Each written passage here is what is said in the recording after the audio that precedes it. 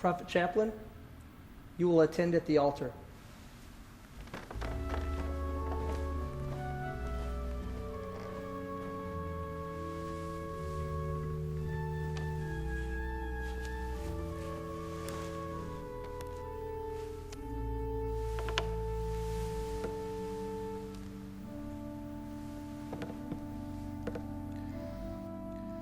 Our Heavenly Father, we thank Thee for the privilege of meeting together as prophets of the mystic order of Veiled Prophets of the Enchanted Realm.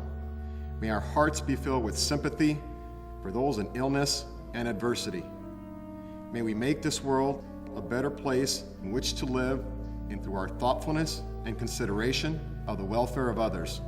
May the friendly spirit of good fellowship guide our actions throughout our lives. Amen. It's a beautiful and impressive ritual. The scene looks familiar to every Master Mason, but something is obviously different. This is the opening of a grotto. But who are these people and what is grotto? Part of the answer can be found in another grotto ritual, the initiation of new candidates. Our prophet orator will now briefly explain to you the nature and purpose of our order. I charge you to give close attention to his words.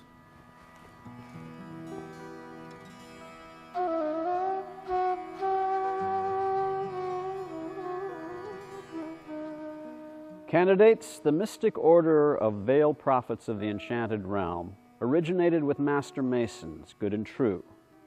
It is therefore fundamentally Masonic. None but Master Masons in good standing are eligible for admission, and its superstructure is erected upon the enduring basis of Masonic moral precepts. But it is in no sense a part of symbolic craft masonry and makes no claim to be such. Its purpose is to foster The Grotto is a Masonic-affiliated fraternal organization whose purpose is to cement the bonds of sympathy and good fellowship among its members. Their lodges are called Grottoes, and there are over 150 grottos in the United States and Canada. This magnificent building in Alexandria, Virginia, the George Washington Masonic National Memorial, is a fitting monument to the man so instrumental in forming our great nation, our first president, the founding father, and our foremost Freemason.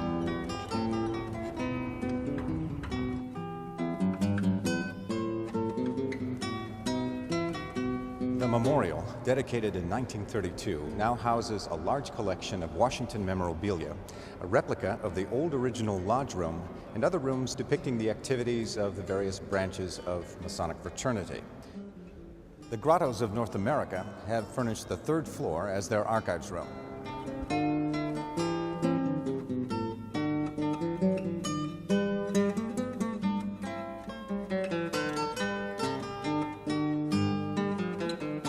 In the Grotto Room, the letters MOVPER stand for Mystic Order of Veiled Prophets of the Enchanted Realm.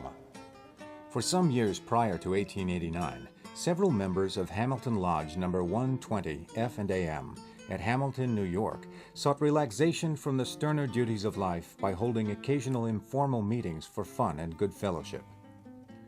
The chief spirit of the fun was Leroy Fairchild, and in the summer of 1889, he and a devoted band of followers discovered the Enchanted Realm. As Masons from other towns and states became aware of this group, questions arose as to how they could form similar clubs of their own. In response to popular demand, on the 13th of June, 1890, the committee duly founded and established the Supreme Council. Among Grotto members are many Grandmasters and past Grandmasters. 4 presidents of the United States have been members of the order: Warren G. Harding, Franklin D. Roosevelt, Harry S. Truman, and Gerald R. Ford. Every Master Mason, because he is eligible to become a Grotto member, can join in the humanitarian work the Grottos are so fervently sponsoring. Members have reached the zenith of attainment when they have learned to practice the Masonic principle of doing good for others. And doing good for others can make a huge difference in someone's life. The image of a child afflicted with physical disabilities evokes immediate sympathy. Some of the needs of these special children are clearly obvious and easily met: wheelchairs, prostheses, and crutches. Other needs are not as obvious, but just as important. You ever had a toothache? Can you imagine not being able to say it hurts. Can you imagine that? That's what we work with. We work with a group of patients that are having this pain and they cannot express it. And more importantly, there's the barrier that they can't financially afford it either. They can't come to the dentist to get their tooth treated so that you can eliminate the pain. That's where they're at. That's where they're at. That's where their parents are at as well, because they don't know what to do. That must be a horrible experience. And we see it here. But at least when they come here, they feel the relief that at least they found a place to take care of their children. Because of their physical or mental problems, many children cannot receive traditional dental services. Their muscle control will not let them keep their mouths open for a dental exam. Dentists with specific training are needed to provide this care, and it is the goal of the Grottoes of North America to provide these special services to the children who need it. The special needs children oftentimes have major medical problems, and either the parents' time or their resources go to treating those medical problems, and sometimes teeth get left behind. It is important that there are philanthropic organizations like the Grottoes of North America. The government can never do it all. There will always be a need for charity, and the Grottoes help fill that need to provide care for those people that can't afford it or can't obtain it. Members of the Grottoes of North America have labored diligently to provide the necessary funds toward the improved oral health of special needs children who, for reasons beyond their control, are too often excluded from the mainstream of dental care.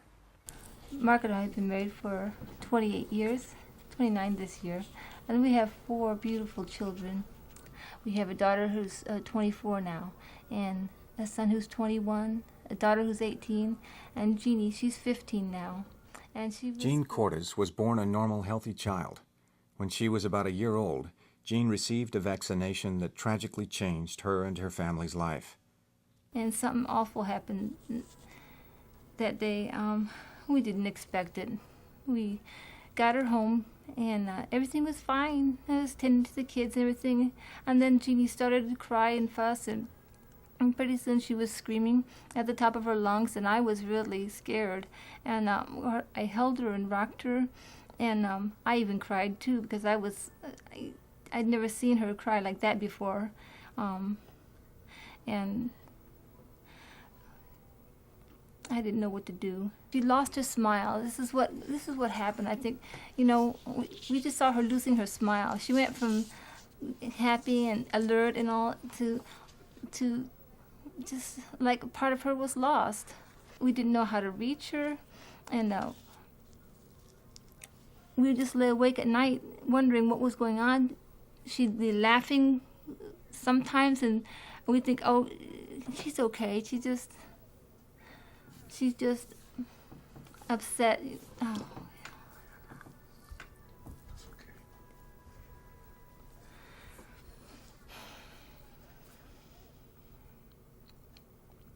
We finally took her to the doctor and told him what was happening, but we thought something might be wrong. We didn't want to believe it, though. And he said there were things that were really wrong with her, and she would never be normal, and that this was a lifelong disability, and she could even get worse, and she did.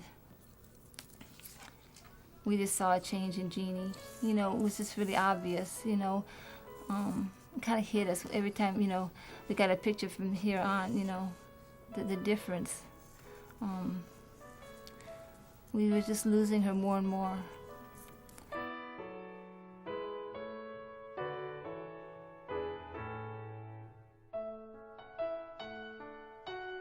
It was very hard to care for Jeannie in so many ways, with her teeth especially. She just seemed like every touch meant upsetting her. We took Jeannie to the dentist, and he worked with her best he could in the office. We actually he'd call in 2 extra nurses, and they would hold hold her hands, one would help hold her head, and I would basically lay across her body like this and hold her down best I could, you know. And it got to the point after she got so big that she was stronger than we all were, all four of us together. And so he said it's time to take her to the hospital and just do everything at once if possible. And we did not have dental insurance, and so I said, I don't know how we're going to do this, you know. I was about panicked, really, because how could you fill cavities and all with a kid not cooperating like that? Take it over there. Do you want to sit? Car. I'll go in the car soon. I'll go in the car soon. Okay? Teeth. Teeth, yes. Teeth. Yes. When they hurt, we take you to Dr. Hall and he fixes them. Yes? Yes. Yes. You know, when with Jean being the way she is and needing basically to be anesthetized, a $100 or $300 filling charge turned into a $3,000 filling charge. Well, we never even heard of Grotto organization until we met Dr. Hall, and we were in great need ourselves. We didn't know which way to turn for help. We thought we were going to have to go pretty deeply in debt to do this because we knew we had to. And so it was a complete surprise and real thrill when Dr. Hall said, you know, there is an organization, they're called Grotto, and they help children with disabilities with their dental expenses. And it was like just, you know, it was just light in a dark place, you know, for us. And we said, wow, yes, this is great, you know, we're so thrilled. And we, you know, they blessed us so much. We were just set free from it, you know, from the heaviness of wondering how to pay for it. It was like magic. Like, you mean really there's somebody that wants to do this? Sure, thank you. We'll take that. You know, we're very grateful for that. And she's really courageous. She's brave. She likes walking, standing, showing off everything that she's fought to try to do. One big thing is her smile. She's about the biggest smile. She likes showing off her teeth. We're proud of her. She just tries, and if she doesn't make it, she'll try again. Grottoes is one of the organizations that had really helped my child. If they weren't here, we don't know what we'd do. If anybody could just really help, anybody support any of the children out there, there's a lot of children out there that need these services. And if anybody could just help just a little bit, it could make a difference. Please help these children. They need your help. There's always a chance. Just let them have that chance. Because my child is living proof.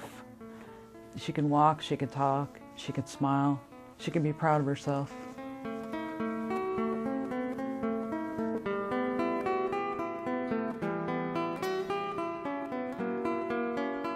The thing that strikes me most about Grotto is it's a little bit, it's like agape love. It's very unconditional. Nobody is asking us to do anything to earn this. There's no strings attached to this, you know, except don't abuse it, and that should go without saying. Well, I just hope that people that are younger than us, who have children that are just, you know, they're just discovering that they have a disability, that they come behind us, that they're going to find the same hope and help that we did now with Grotto.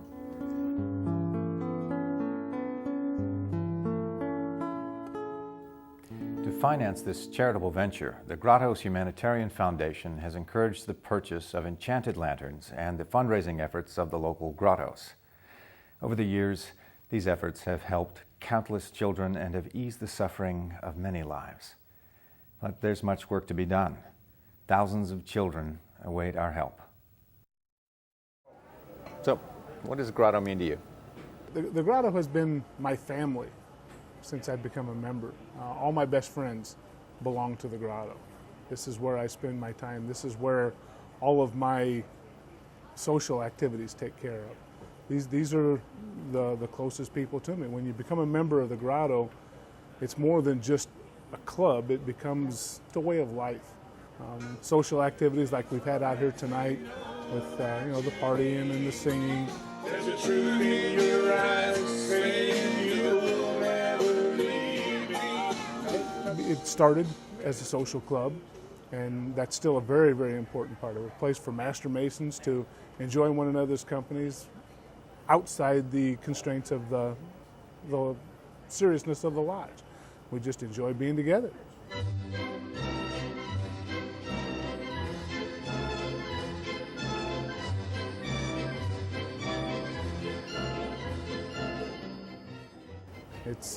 It's a family. You don't have to worry about bringing your wife or your children out. They're welcome. They're encouraged to be a part of it.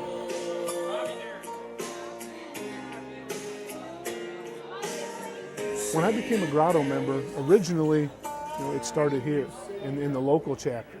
But by attending conventions that we have throughout the year, I have friends all over the United States and Canada. Some of the people that I consider to be my closest friends live hundreds and hundreds of miles away from me. These are the people that mean so much to me in my life, and it's all because of Grotto. How does the charitable aspect of this bring you all together, and how important is that to you as a Grotto member?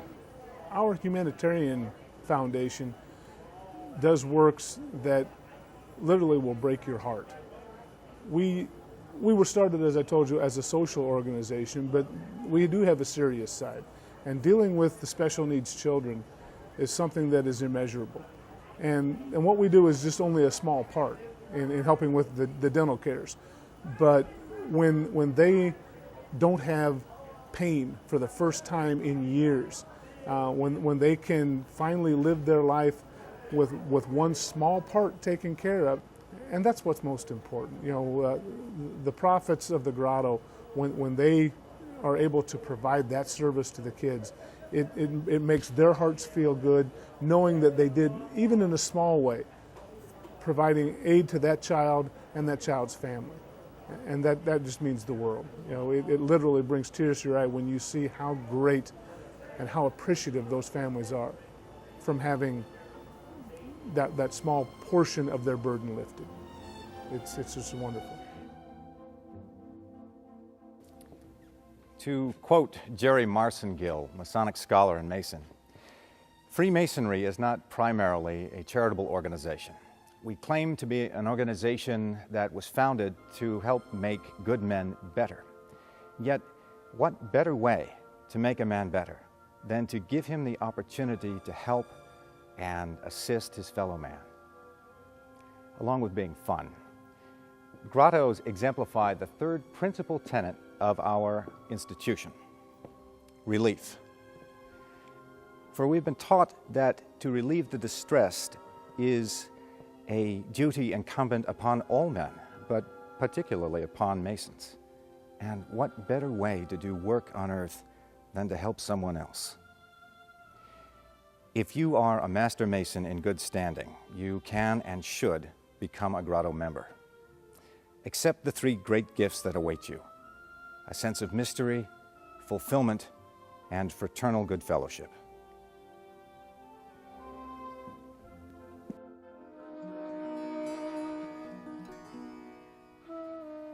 When all the world seems gloomy, your thoughts are sad and blue, and the clouds hang dark and heavy and won't let the sun shine through.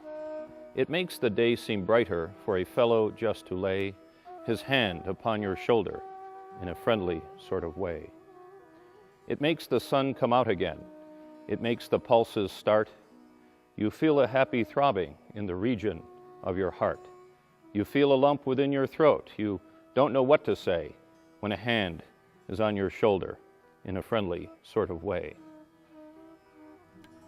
This world's a curious compound, with its honey and its gall, its hopes and disappointments, but a good world after all. And a good God must have made it. At least that's what I say when a hand is on your shoulder in a friendly sort of way. Prophet Monarch, the candidates are in proper position. I now declare Selim Grotto duly closed until its next regular meeting, unless sooner opened by command.